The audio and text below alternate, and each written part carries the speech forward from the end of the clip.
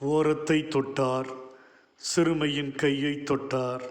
தெய்வமே, தொடுதல் ஒரு அன்பின் ஆழத்தின் ஒரு செயல்பாடு.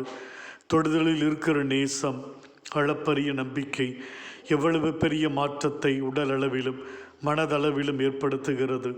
இரத்தப்போக்குடைய பெண்மணி ஆண்டவரே எம்முடைய மேலுடைய ஓரத்தை தொடுகிறாள். எவ்வளவு பெரிய நம்பிக்கை!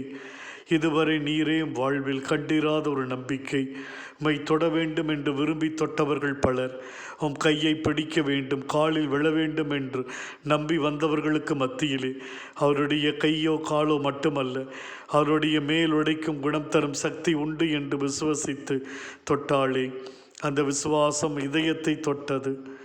யாயீர் மகளினுடைய கையை நீ தொடுகிறீர். மது தொடுதல் சுகத்தை மட்டுமல்ல, மாறாக புதிய உயிரையும் கொடுக்க வல்லது என்று உணர்த்தினீர். 5 அப்பம் 2 மீனை தொட்டீர். 5000 பேருக்கு மேற்பட்ட மக்களுக்கு அது உணவாக மாறியது. மது தொடுதல் உயிர் மூச்சை திரும்பவும் சிறுமிக்குள் கடந்து சென்றது.